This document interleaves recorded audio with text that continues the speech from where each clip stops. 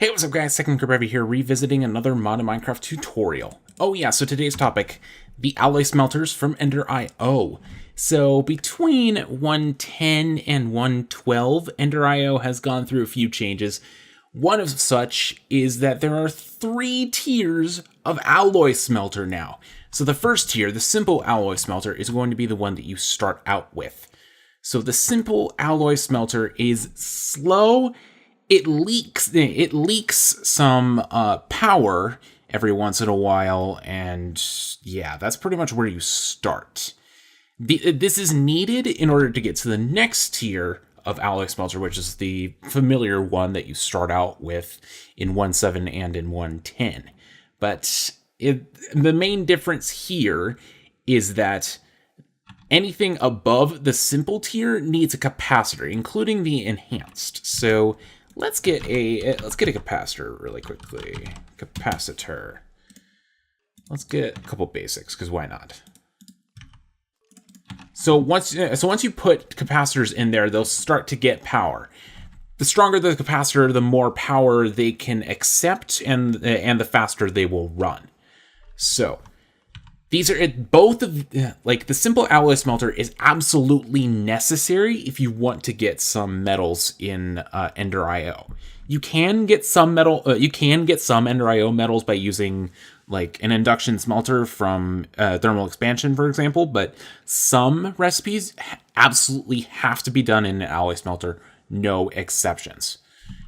I mean, even if you're playing with Ender.io itself, like, you absolutely need it. So anyway, like I said, this is used for making a bunch of the alloys useful in Ender.io. Like, say, for example, crude steel. I don't know why we need crude steel, but, oh yeah, there's, okay, so crude steel is added by Ender.io Endergy. So crude steel is something. Crystalline pink slime, melodic alloy, stellar alloy, energetic silver, vivid, electrical steel is a really good one. But yeah, anyway, so if we take a look at the recipes for, if we want to take a look at the recipe for the simple alloy smelter, you see that it requires either iron alloy from Ender.io Endergy or iron, 2 furnaces, 2 stone gears from Ender.io or thermal expansion, a bucket, and a simple machine chassis, which requires grains of infinity, iron alloy or iron, and iron bars. Grains of infinity come from lighting bedrock on fire. It has a 50% chance of turning into grains of infinity, or you can pour fire water over bedrock, and it has about a 2% chance of turning it into grains of infinity. That's a really that's an interesting way of automating it. I did it differently. Whatever. So you can also sag mill like infinity dust blocks, but I'm not sure. Not quite solid. Interesting. Alrighty, so the regular alloy smelter, if you want that, you're going to need to upgrade it from a simple alloy smelter and a simple powered furnace, an industrial machine chassis, 2 dark steel, and 2 dark bimetal gears, which is dark steel surrounding an infinity bimetal gear, which is 4 iron or iron alloy, and 4 iron nuggets with grains of infinity. You can also cast it, but I mean, it's fine. Okay, so industrial machine chassis, you're gonna need to alloy smelt industrial dye blend and a simple machine chassis. Industrial dye blend, crushed quartz, organic green dye, and crushed lapis with organic black dye.